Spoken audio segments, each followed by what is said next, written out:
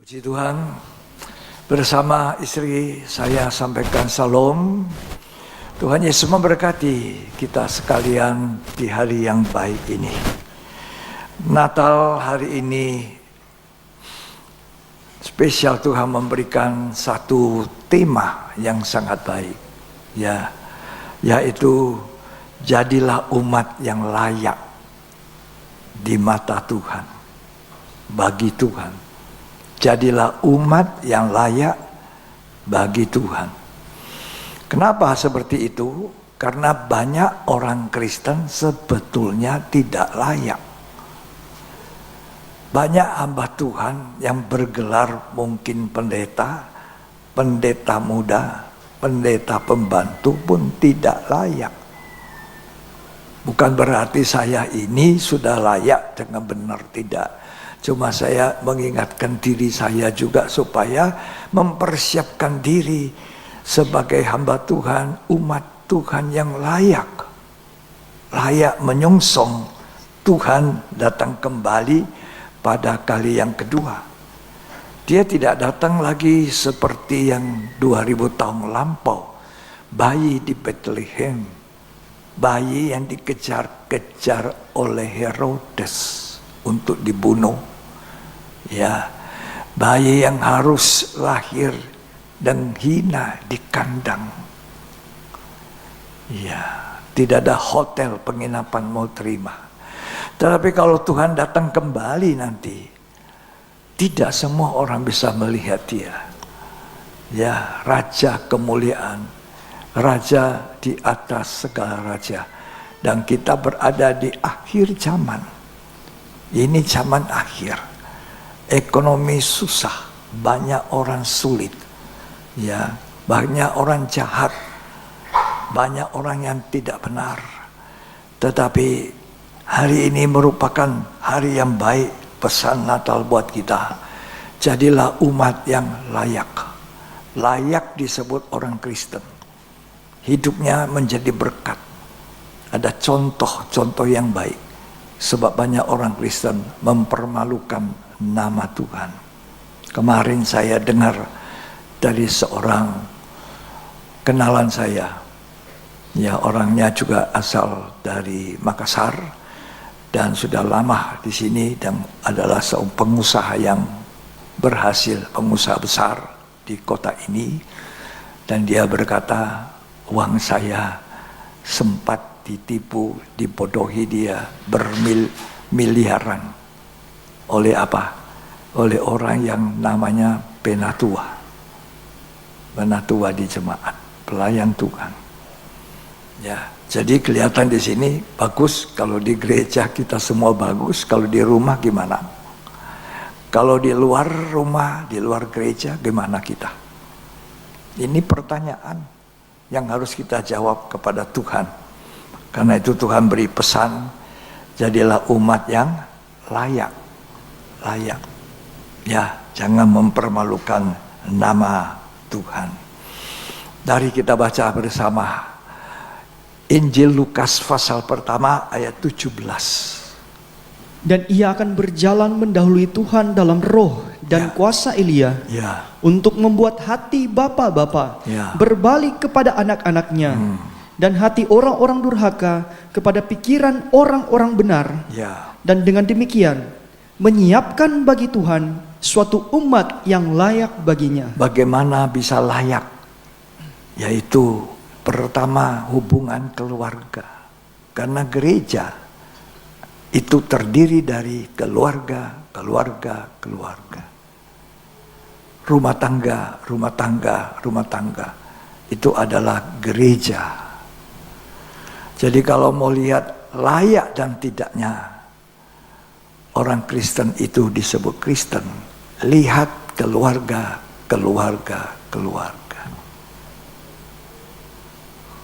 Kita ada di zaman akhir. 2 Timotius 3 dikatakan di situ, termasuk keluarga yang tidak utuh. Tidak utuh. Kalau kita baca ayat 15 dan 16, tolong dibaca. Sebab ia akan besar di hadapan Tuhan, dan ia tidak akan minum anggur atau minuman keras, dan ia akan penuh dengan Roh Kudus mulai dari rahim ibunya. Dari rahim ibu. Penuh Roh Kudus.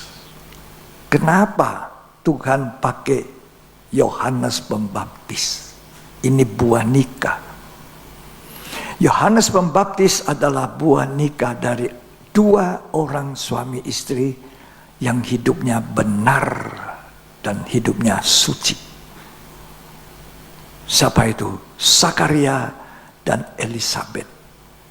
Sakaria dan Elisabet pada masa tua tidak mungkin melahirkan. Elisabet ini tidak mungkin melahirkan anak. Sudah mandul, tapi dikaruniai anak yang namanya Yohanes Pembaptis. Yang hidupnya tadi kita sudah baca. Dari kandungan dipenuhi Roh Kudus. Dan dia adalah orang yang dipakai Tuhan untuk memulihkan gereja yang terdiri dari keluarga-keluarga. Apa artinya perayaan Natal, tahun baru, baju baru, kue-kue yang banyak, minuman-minuman yang banyak, tapi hidup kita tidak seperti maunya Tuhan, tidak layak.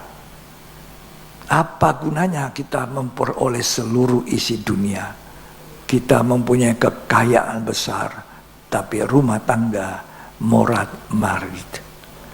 Itu sebabnya pesan Tuhan, pesan Natal buat kita adalah layak. Keluarga itu layak. Layak. Saya sebagai pelayan Tuhan layak di mata Tuhan. Kalau tidak, kita tidak bisa berdiri nanti pada saat Tuhan datang. Pada kali kedua. Ya. Ini pesan yang sangat penting. Karena itu Yohanes Pembaptis mengatakan, kembali kepada anak, hai Bapa. Anak kembali kepada bapaknya. Bapak kembali kepada anak. Satu pemulihan keluarga. Karena Yesus Kristus Tuhan datang ke dunia untuk menyelamatkan keluarga. Menyelamatkan rumah tangga. Ya, menyelamatkan sebanyak-banyak manusia. Puji Tuhan. Nah, 2 Timotius 3 ayat 1 sampai 4. Baca dulu ayatnya ya. Ketahuilah bahwa pada hari-hari terakhir akan datang masa yang sukar. Akan ada masa yang sangat sukar ini sekarang. Banyak orang susah, sulit. Ya, walaupun tidak bisa dipungkiri banyak orang juga menikmati tidak sulit kelimpahan materi, kekayaan. Silakan. Manusia akan mencintai dirinya sendiri. Ya. Dan menjadi hamba uang. Ini materialistis di akhir zaman, mencintai uang, hamba uang, budaknya uang. Kita jangan ya, jangan. Kita jadi budaknya Tuhan. Mari lanjut. Mereka akan membual dan menyombongkan diri. Ya. Mereka akan menjadi pemfitnah. Ya. Mereka akan berontak terhadap orang tua. Ya. Dan tidak tahu berterima kasih. Ini banyak anak-anak berontak pada orang tua. Tidak tahu terima kasih pada orang tua. Ya, lanjut.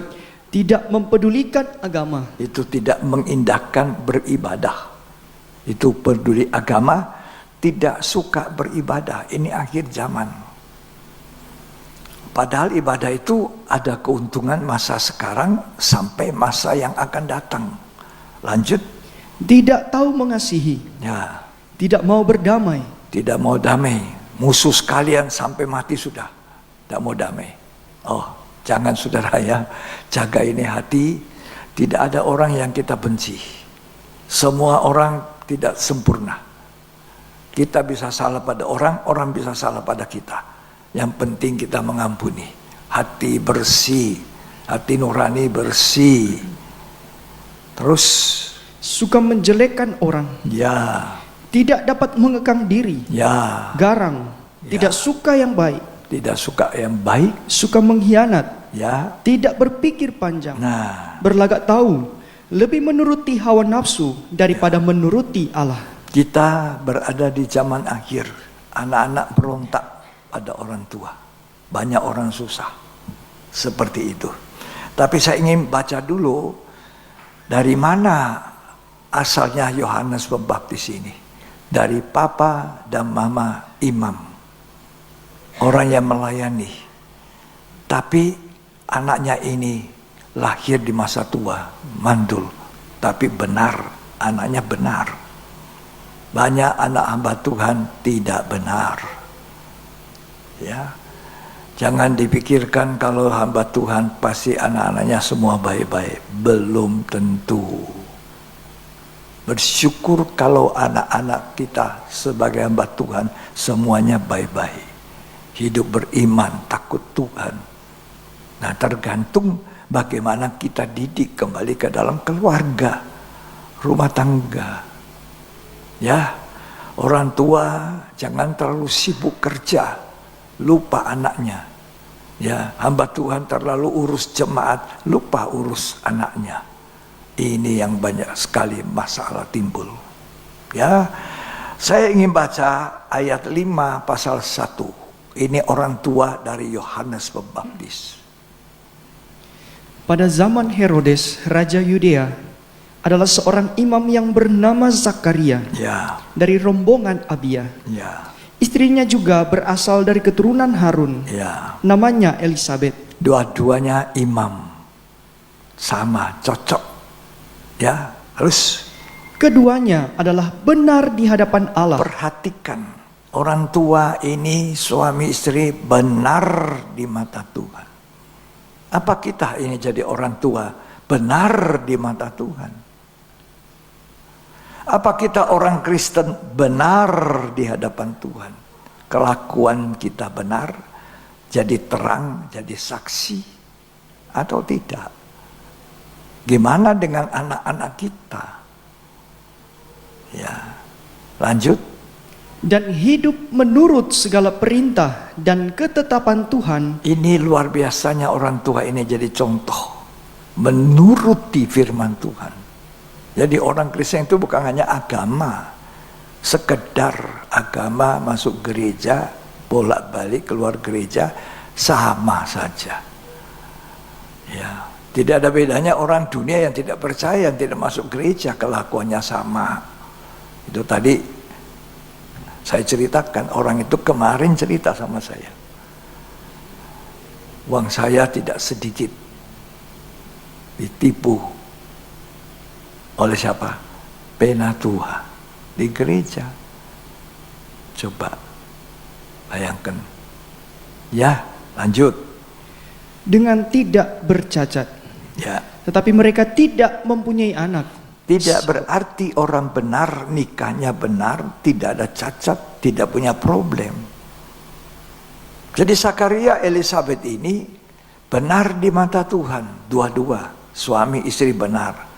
Tapi punya problem, tidak punya anak. Saya tidak tahu problem saudara apa. Semua manusia yang hidup sesudah Adam jatuh dalam dosa pasti punya problem. Sakit penyakit, problem ekonomi, problem anak berontak, dan akhirnya manusia mati. Ya, itu problem manusia. Tidak pernah berhenti sampai manusia mati. Mati pun saudara selesai? Tidak. Kalau saudara benar di dunia ini, iman saudara pada juru selamat Yesus, dan hidupmu benar, mati ya bertemu dengan Tuhan.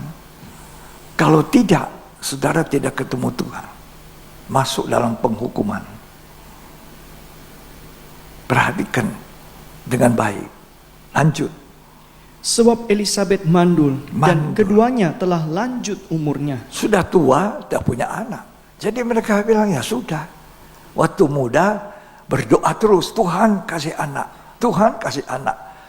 Sampai sudah mati haid, ya, sudah lemah sakarnya, tidak punya anak. Abraham juga sama Sarah seperti itu. Orang benar, orang percaya, tapi problemnya tidak punya anak. Coba, bagaimana rasanya tidak punya anak? Orang lain punya anak, anaknya main-main, anaknya sudah besar, memelihara, merawat orang tua. Tapi ini tidak punya anak. Ini problem. Dari muda mereka sudah berdoa.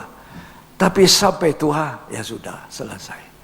Tiba-tiba di masa tua, di mana waktu Imam Zakaria ini masuk ke ruangan Maha Suci untuk melayani, di situ malaikat Tuhan datang dan mengatakan, istrimu akan melahirkan. Dia kaget, loh, bagaimana bisa orang tua seperti saya bisa punya anak? Dia tidak percaya. Malaikat bilang tidak ada yang mustahil bagi Tuhan. Bagi Tuhan tidak ada yang mustahil. Abraham yang zaman perjanjian lama bisa punya anak Ishak dari istri mandul sudah tua. Sekarang Zakaria di zaman perjanjian baru dengan Elizabeth juga bisa punya anak di masa sudah tua. Dan bagi kita di masa sekarang, bagi Tuhan tidak ada yang mustahil untuk kita mendapat pertolongan. Katakan amin. Saya tidak tahu saudara sulit apa. Sulit ekonomi, sulit anak berontak, sulit apa. Jalan keluarnya itu ke atas Tuhan. Coba saudara baca, lihat lanjut. Ayat yang ke-11. Maka tampaklah kepada Zakaria seorang malaikat Tuhan berdiri di sebelah kanan mezbah pembakaran ukupan. Melihat hal itu, ia terkejut dan menjadi takut.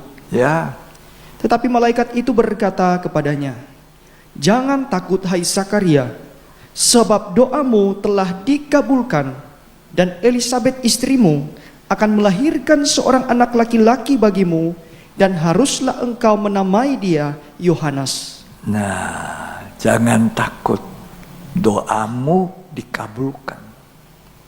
Wah, masa ada orang tua, kakek-kakek, nenek-nenek sudah usur berdoa, Tuhan beri saya anak, kan lucu. Tidak mungkin toh. Tapi dikatakan doamu sudah dijawab. Kapan mereka berdoa? Tentu waktu masih muda. Kalau orang muda belum punya anak, tentu dia berdoa, masuk akal. Tapi kalau sudah tua, sudah dinyatakan mandul, berdoa minta anak, tidak masuk akal. Berapa lama, berapa puluh tahun doanya baru dijawab. Saya tidak tahu saudara sudah berdoa lama sekali untuk sesuatu. Tapi percayalah, ada waktunya Tuhan jawab doamu. Katakan amin.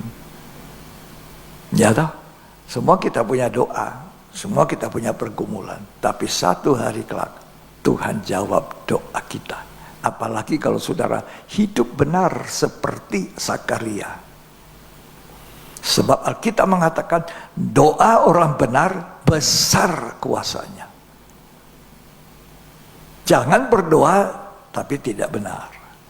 Doa orang benar besar khasiatnya, besar kuasanya. Zakaria ini orang benar, Elisabet orang benar. Waktu muda dia berdoa, sampai tua baru dijawab.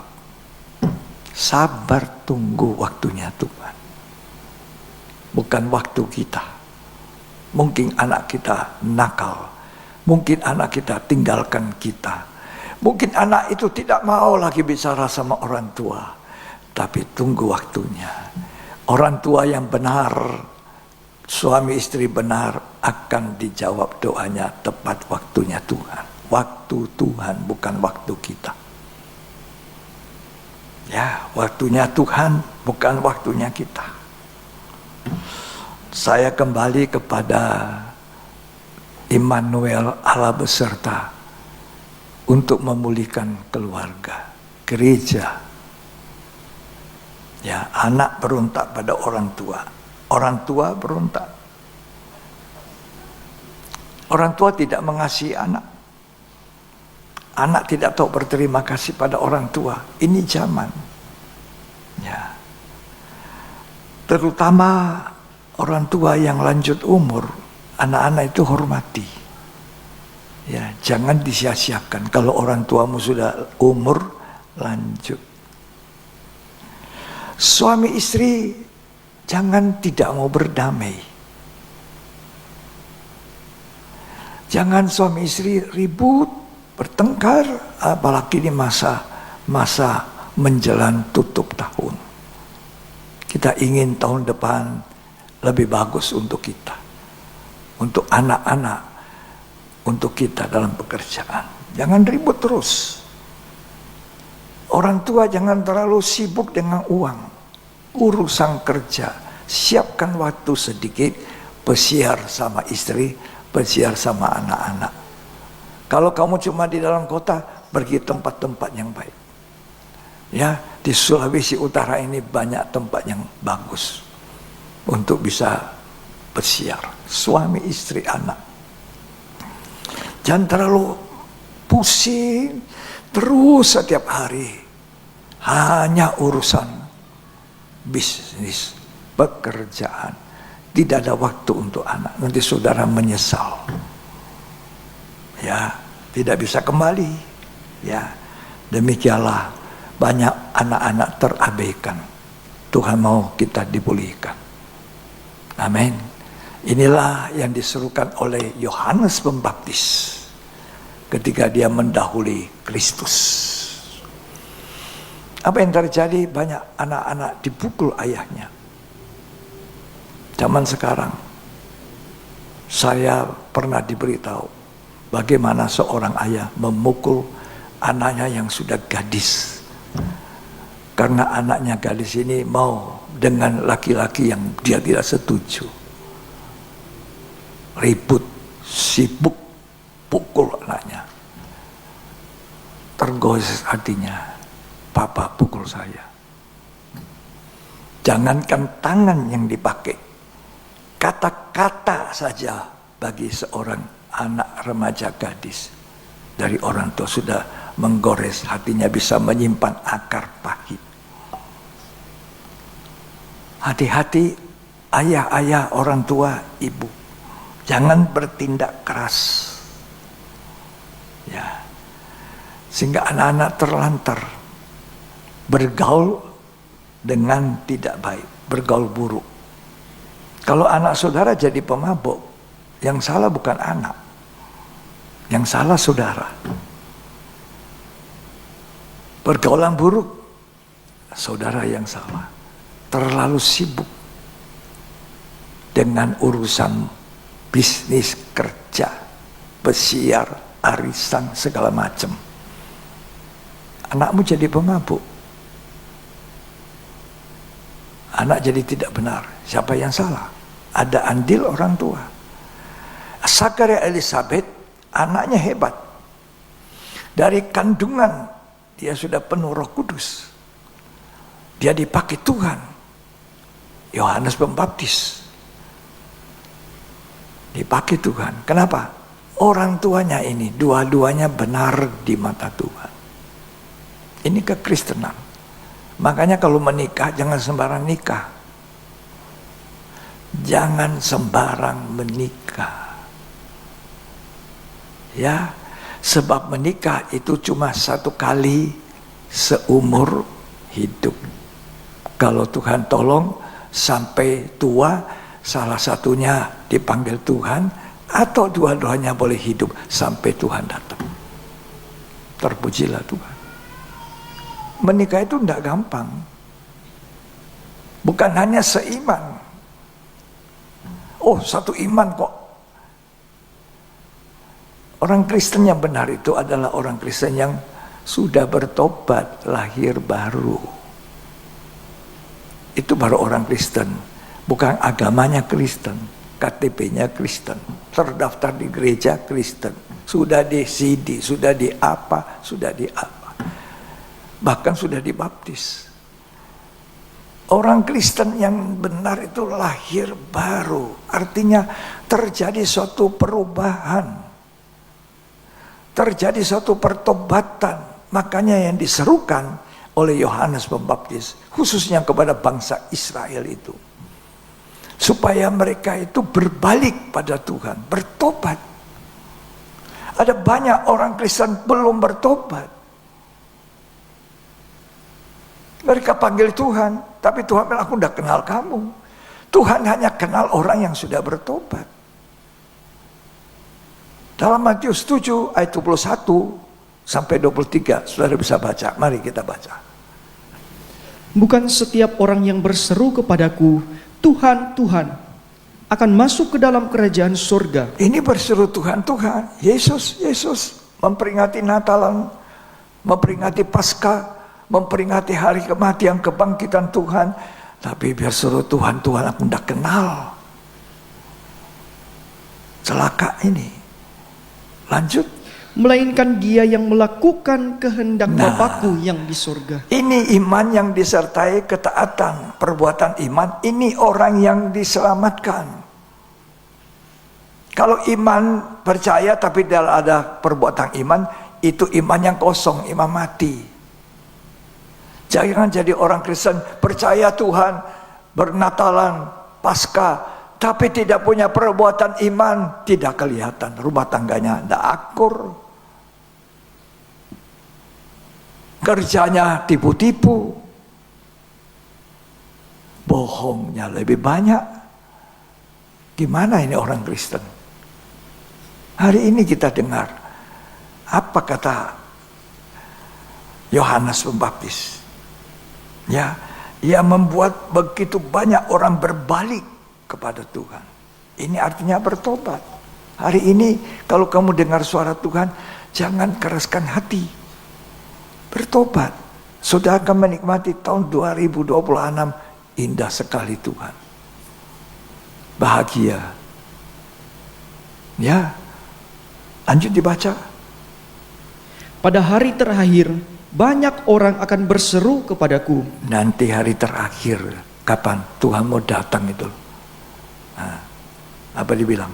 Tuhan, Tuhan, bukankah kami bernubuat demi namamu dan mengusir setan demi namamu? Ini bernubuat demi nama Tuhan, menyampaikan pesan Tuhan. Tapi Tuhan bilang, aku tidak kenal. Celaka, Tuhan saya jangan seperti itu Tuhan. Ya, 50-an tahun saya melayani, jadi hamba Tuhan, tinggalkan pekerjaan duniawi saya, tinggalkan usaha saya, lalu saya ditolak sama Tuhan satu waktu. Tuh, saya takut, tidak mau saya Tuhan. Karena itu kita harus hidup takut akan Tuhan lebih dari orang lain. Kalau orang lain takut Tuhan 80%, 90%, kita harus 100%. Lebih takut pada Tuhan daripada orang lain takut. Takut akan Tuhan ini menghindarkan orang dari banyak kesalahan. Takut akan Tuhan menghindarkan orang dari jerat maut. Orang Kristen perlu hidup takut akan Tuhan. Hamba Tuhan juga harus hidup penuh takut akan Tuhan. Ini modal yang besar. Lanjut. Dan mengadakan banyak mujizat demi namamu juga. Jangan terpaku dengan mujizat. Wah, ini pendeta hebat bikin mujizat. Orang mati bangkit. Nah? Orang kakinya bengkok diluruskan. Coba. Jangan kagum. Nanti bahaya saudara. Bisa tertipu. Lanjut. Pada waktu itulah aku akan berterus terang kepada mereka dan berkata, aku tidak pernah mengenal kamu. Ya. Enyahlah daripadaku, kamu sekalian pembuat kejahatan. Ini karena tidak layak. Cuma berbuat jahat, tapi berseru Tuhan.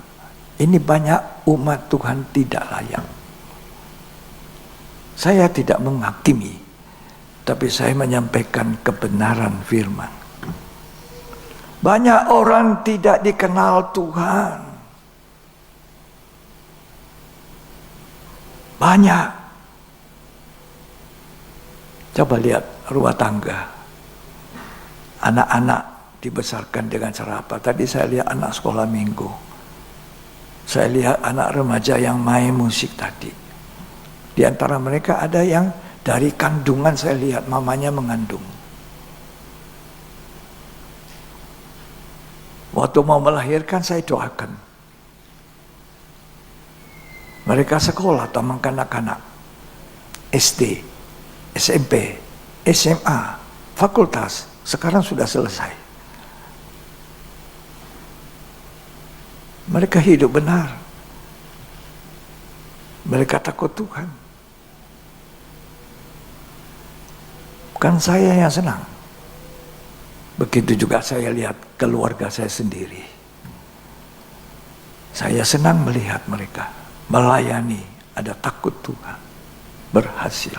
Saya melihat itu anak-anak main musik. Ada yang sudah dokter, ada yang sudah sarjana ekonomi, ada yang sudah sarjana. Berarti usia saya juga sudah lanjut. Tapi saya senang karena mereka berhasil dalam hidupnya. Ya, ingat orang muda, masa mudamu itu sangat berharga di mata Tuhan. Jangan dipakai foya-foya, malas-malas. Bahagia melayani Tuhan. Memang kadang-kadang saya disiplin keras, nyampaikan firman, tapi berguna. Ada orang muda main musik, nyanyi. Waktu pandemi itu saya sulit-sulitnya memang. Kita kan tidak ibadah, tidak kumpul. Orang-orang datang cuma yang melayani. Dan singers ada yang musik. Ada yang pergi kuliah, pulang kuliah ngantuk-ngantuk, tidur. Sambil tidur di gereja. Tapi mereka setia. Dan sampai hari ini Tuhan dimuliakan. Ya. Jadi mari kita kembali ke keluarga. Papa, jangan keras kepada anak. Tapi ada caranya, jadi teladan. Kolose 3 ayat 21. Hai bapak-bapak. Hai bapak-bapak. Janganlah sakiti hati anakmu. Nah ini. Supaya jangan tawar hatinya. Bapak-bapak jangan sakiti hati anak. Jangan sedikit-sedikit dimaki. Sedikit-sedikit ditampar. Itu bukan itu yang diinginkan anak-anak. Sehingga kalau anak-anak itu terlantar, pergi bergaul dengan orang muda jahat, mabuk-mabukan, siapa yang salah? Kadang-kadang bapak-bapak tanpa sadar menyakiti hati anaknya, kata-katanya. Terus 1 Timotius 3 ayat 4. Seorang kepala keluarga yang baik disegani dan dihormati oleh anak-anaknya. Apalagi seorang penatua, seorang gembala, seorang penilik jemaat, dihormati anak-anak. Dia jadi ayah yang baik. Papa-papa yang ada di sini jadi anak yang baik, jadi contoh. Beribadah jadi contoh. Di rumah sembahyang pribadi, nanti kumpul dengan anak, sembahyang bersama anak, baca Alkitab. Ini papa yang baik. Tapi papa bangun pagi terus maki-maki, marah-marah, minum-minum, mabuk-mabuk, pergi kerja. Anak minta sesuatu dipukul, anak minta sesuatu disakiti, dikata-katai. Papa jangan berlaku seperti itu. Tuhan mau papa itu jadi papa yang baik. Supaya anak tidak jadi pelarian, pergi dengan teman yang tidak benar, lalu mabuk, narkoba. Siapa yang salah? Makanya didik anakmu dari kecil, kata Tuhan.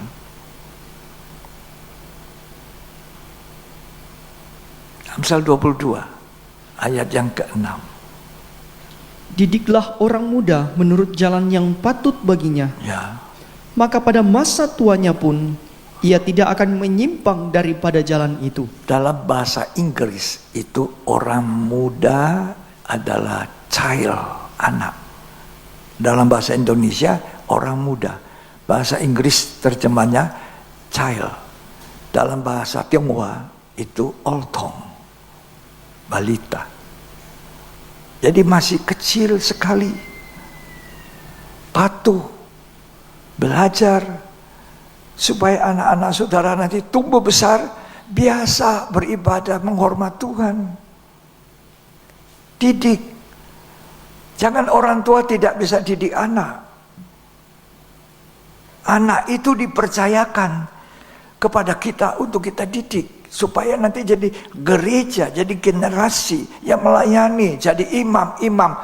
Itu sebabnya. Jadilah orang tua yang seperti Zakaria Elizabeth. Dua-duanya benar. Bukan dua-duanya orang Kristen. Dua-dua benar. Benar kelakuannya di hadapan Tuhan. Anaknya lahir dipakai Tuhan. Diberkati oleh Tuhan. Ya. Nah, sekarang ibu ini jangan terlalu cuma bersolek. Ya. Cuma jalan-jalan, kumpul-kumpul, arisan sini, arisan sana. Ya, kaum wanita sini, kaum ibu sana, tapi anaknya terbiar.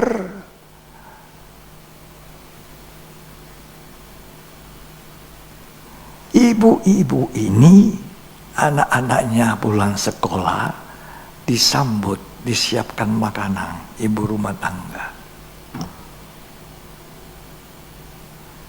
Anaknya ngomong, tadi di sekolah begini mama, begini mama, oh dia ibu. Bukan dimarahi, hei kamu itu. Nah, tampung. Yang bisa dinasihati oleh ibu langsung. Yang tidak, tunggu papi, tunggu papa. Nanti saya kasih tau papa ya. Itu ibu. Kan dimarah-marahi anaknya. Atau pergi saja solek keluar kemana teman-teman. Waduh, atau sibuk saja dengan HP-nya sepanjang hari. Anaknya itu tabiar, mau pulang makan tidak ada nasi, mau pulang makan tidak ada lauknya. Gimana jadi ibu seperti ini? Ya. Amsal 31.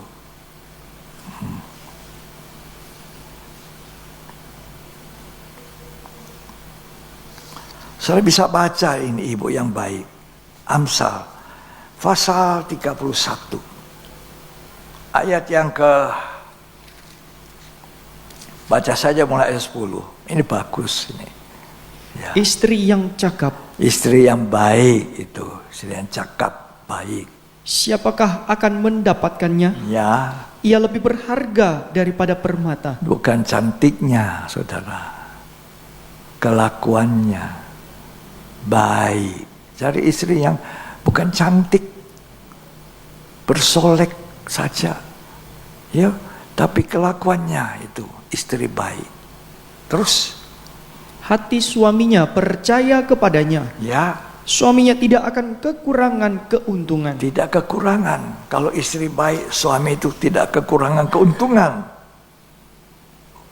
Terus ia berbuat baik kepada suaminya dan tidak berbuat jahat sepanjang umurnya. Sepanjang mereka hidup suami istri, istri ini tidak berbuat jahat. Ya, doakan suamimu, mau ke kantor, sediakan makanan, mau tempat kerja, pulang, capek pak, sediakan segala sesuatu yang dibutuhkan. Kan enak saudara.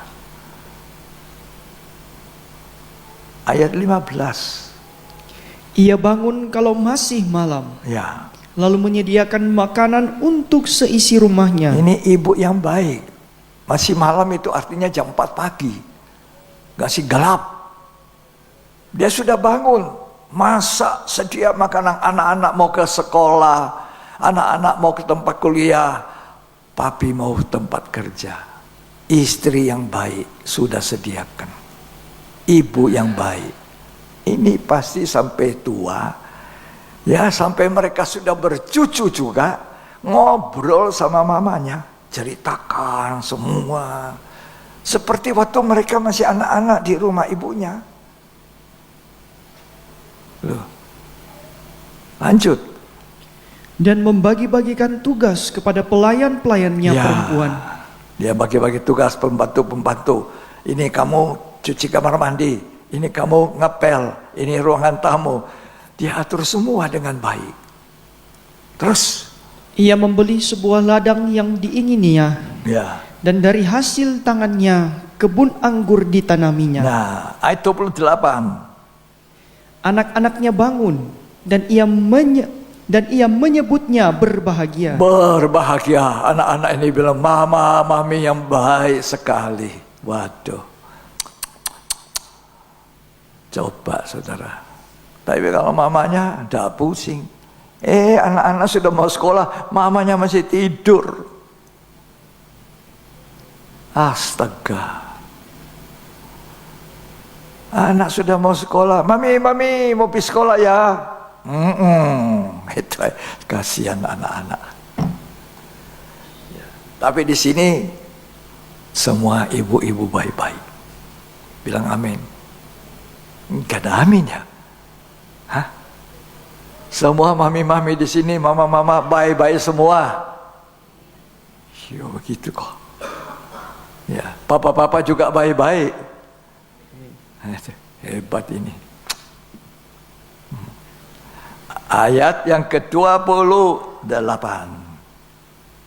Anak-anaknya bangun dan menyebutnya berbahagia, pula suaminya memuji dia. Mama bahagia, suami memuji. Kan enak. Perempuan itu kelemahannya di telinga dan di mana? Di sini.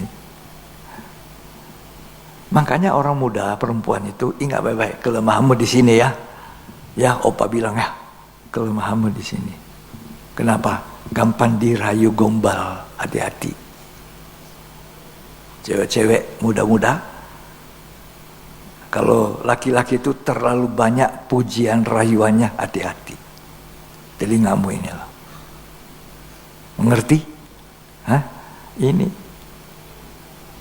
Itu Kristus datang untuk menyelamatkan kita. Jangan sampai sia-sia dia datang dari sorga. Allah menjadi manusia. Itu korban. Dia bukan hanya datang untuk senang-senang. Lahirnya saja di kandang. Ya, matinya di kayu salib seperti penjahat. Luar biasanya Allah itu. Tidak ada Allahnya orang Kristen.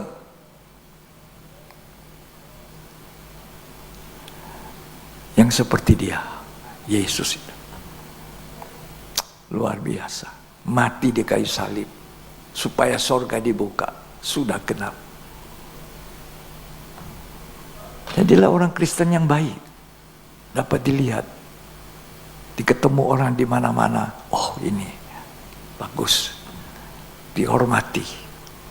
Ya, coba baca terus.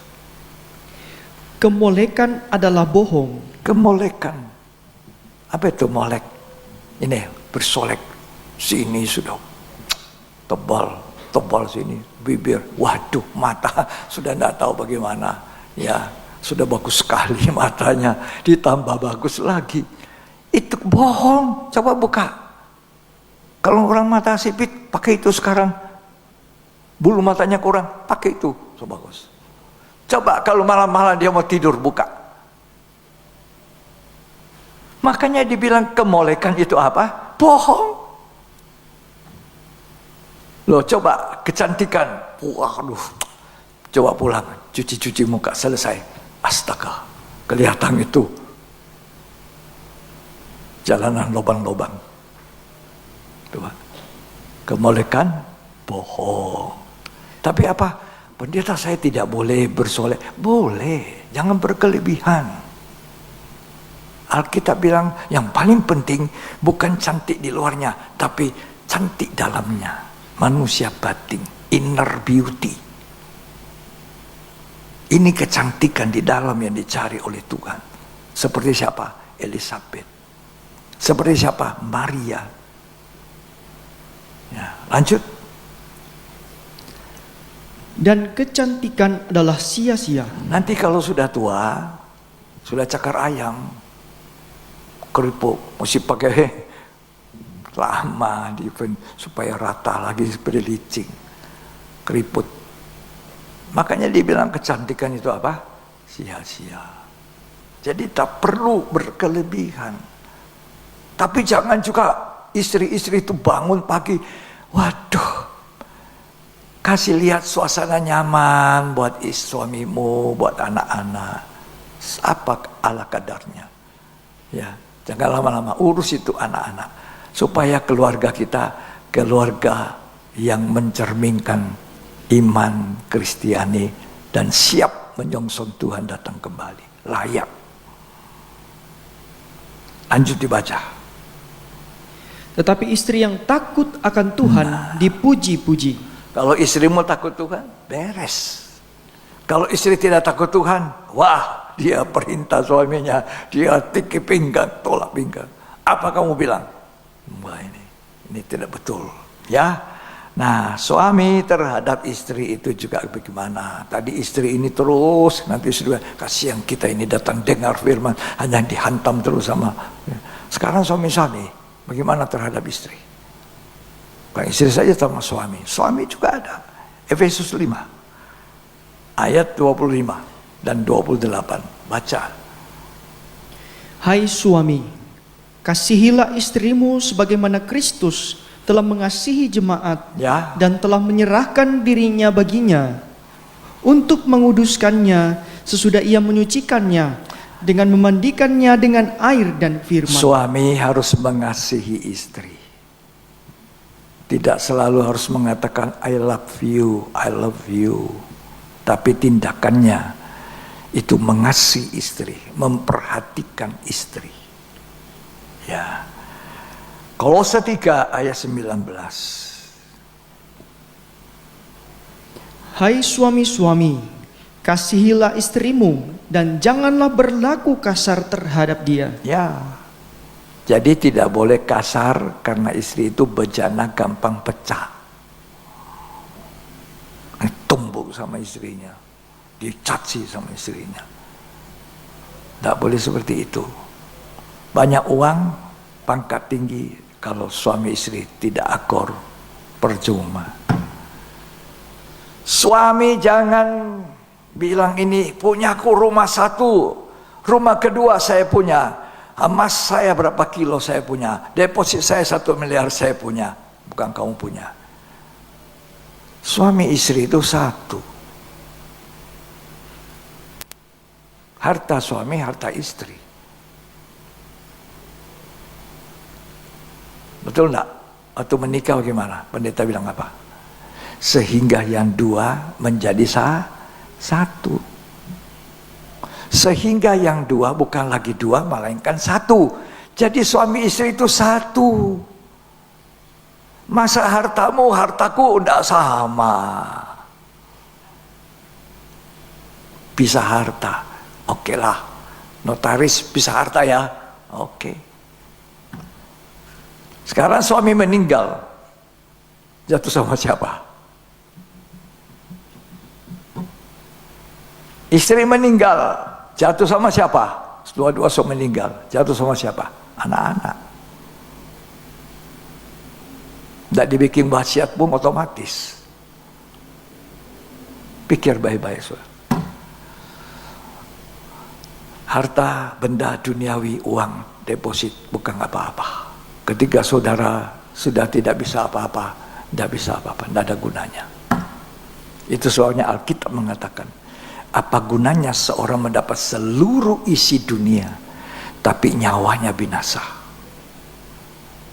Ini perkataan Tuhan.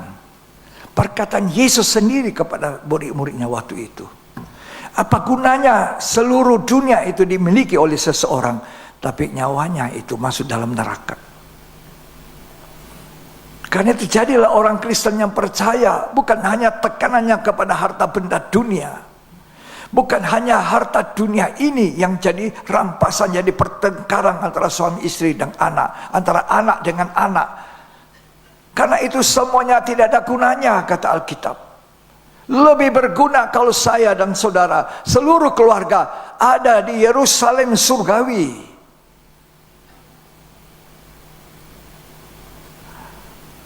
Antar anakmu sampai jadi orang yang beriman benar, sehingga dia nanti ada di Yerusalem surgawi, kumpulan meriah anak sulung. Bawa anak-anak saudara lahir baru, namanya ada disuratkan dalam kitab Al-Hayat. Jangan dibiarkan.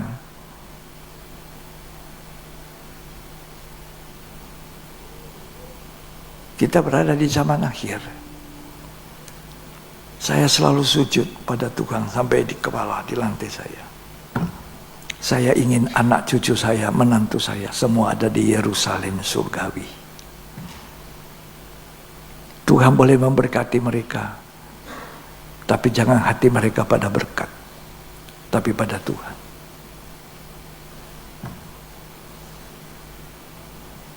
Ya. Nah, anak terhadap orang tua, Efesus 6. Kalau suami dan istri, anak ini utuh melakukan firman, bahagia rumah tangga itu. Efesus 6 ayat 1 dan ayat 2. Hai anak-anak, taatilah orang tuamu di dalam Tuhan. Ya. Karena haruslah demikian. Harus anak itu taat, hormat orang tua. Karena apa? Hormatilah ayahmu dan ibumu. Hormati ayah ibu. Ini adalah suatu perintah yang penting. Ini perintah penting, kata firman Tuhan. Supaya apa?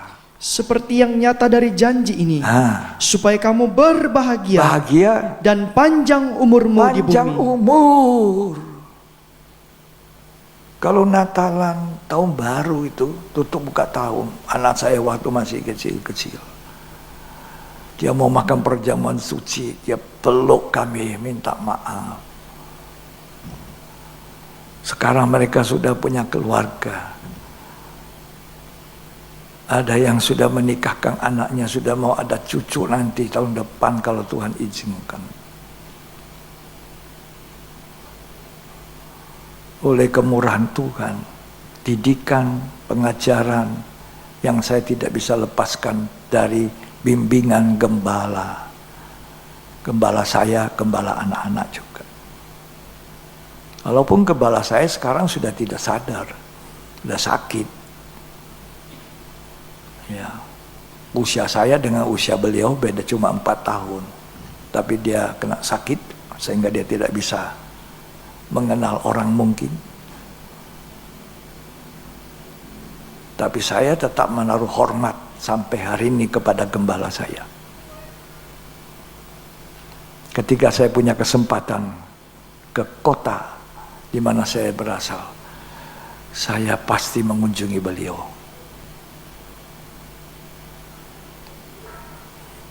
Berhutang apa saudara? Berhutang pelajaran Alkitab. Berhutang doa syafaat seorang gembala. Berhutang nyawa. Loh, makanya Alkitab mengatakan taati dan hormati para pemimpin-pemimpinmu. Dia yang jaga-jaga atas jiwamu. Kata Ibrani 13 ayat 17, tidak usah dibaca. Itu orang tua rohani. Kalau kamu ditegur, jangan tersinggung. Kalau kamu diajar lebih keras, jangan marah. Karena tidak ada gembala yang baik, yang benar itu mau jemaatnya itu terhilang. Tidak ada. Tidak ada.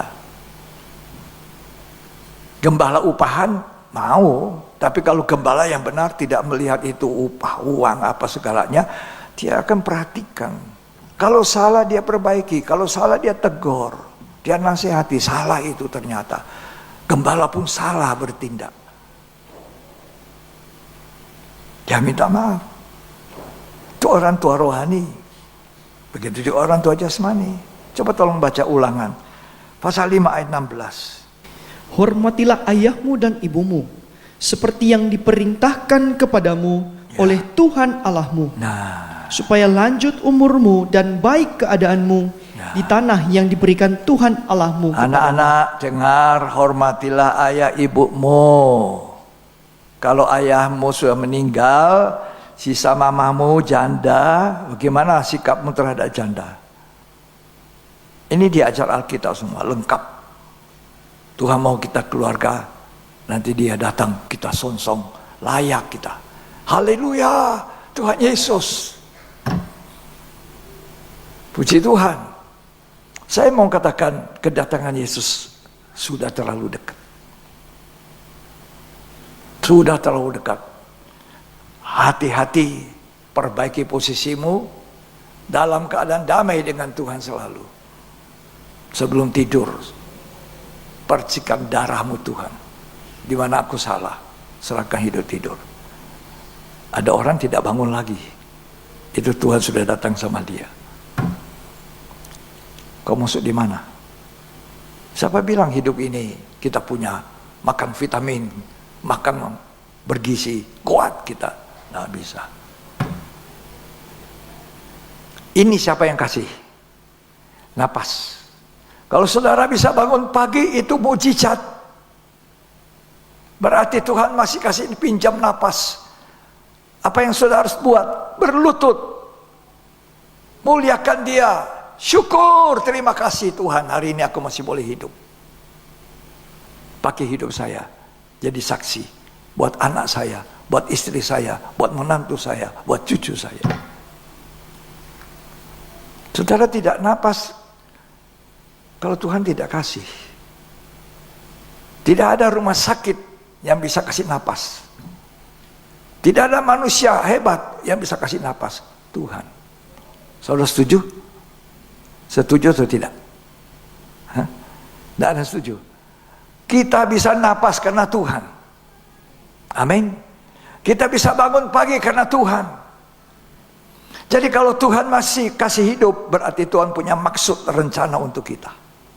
Dia mau selamatkan kita. Dia mau pulihkan keluarga kita. Dia mau kita jadi berkat. Ini yang terakhir. Kalau ibumu sudah janda, bagaimana sikapmu kepada ibu? Baca 1 Timotius. 1 Timotius ini mengajar kita lengkap di Alkitab, lengkap sekali.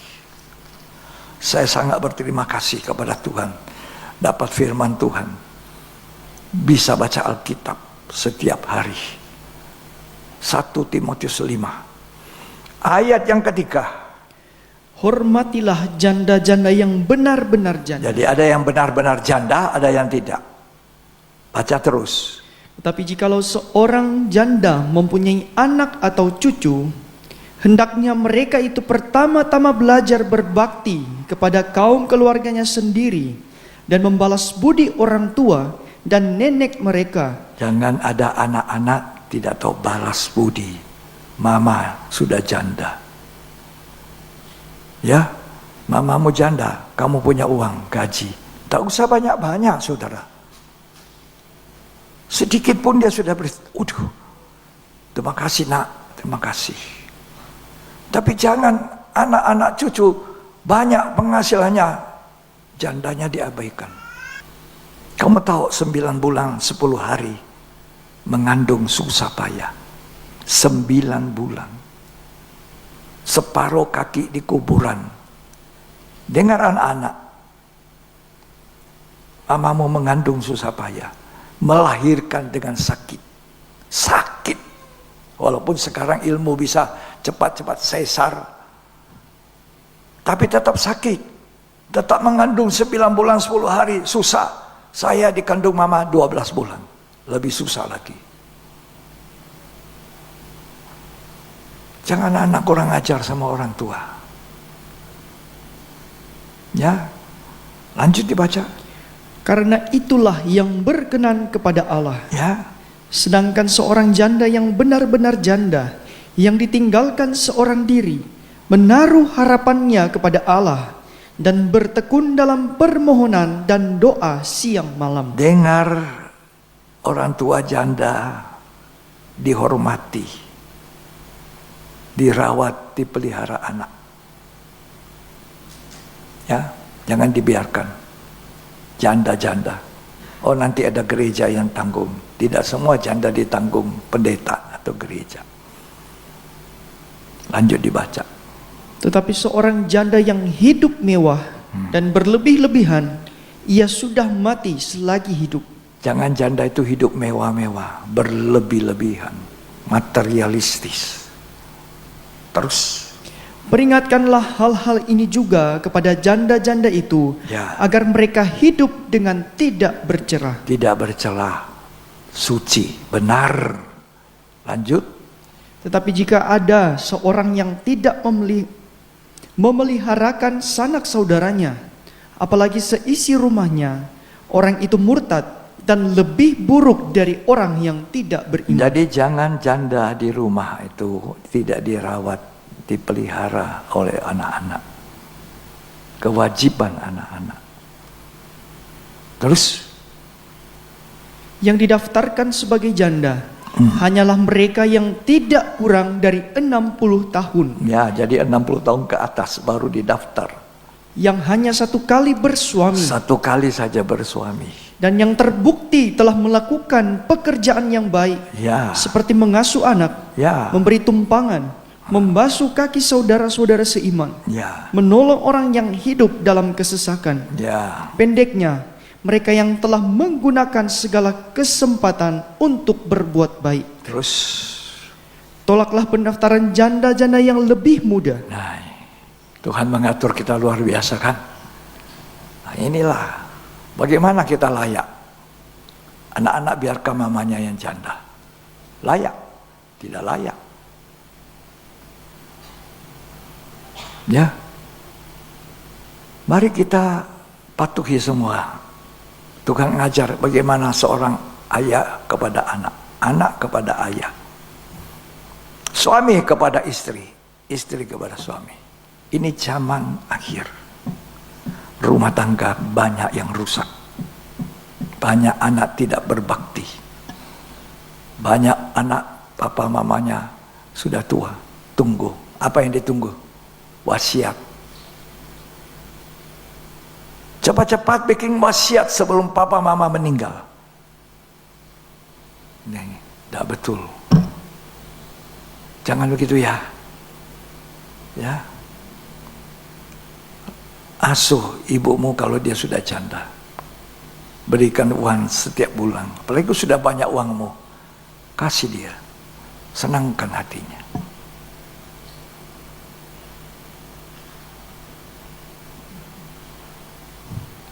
Saya ingat ibu saya. Ketika papa sudah meninggal. Dia janda. Kalau anaknya atau cucunya datang kasih uang. Kata-katanya ini, Tuhan berkati konaknya. Biar nanti aku lihat kamu menikah, beranak cucu. Senanglah orang tua.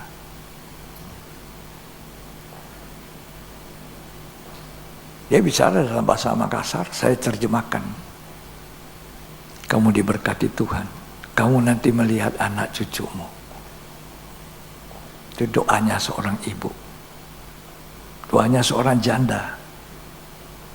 Jadi jangan anak-anak banyak doa, simpang uang sendiri. Anak mamanya janda dibiarkan. Sudah dirawat dari kecil sampai besar. Dari lahir dikandung susah. Itu yang disiarkan oleh Yohanes Pembaptis. Bapak kembali pada anak sebelum Tuhan datang. Lahir di Bethlehem.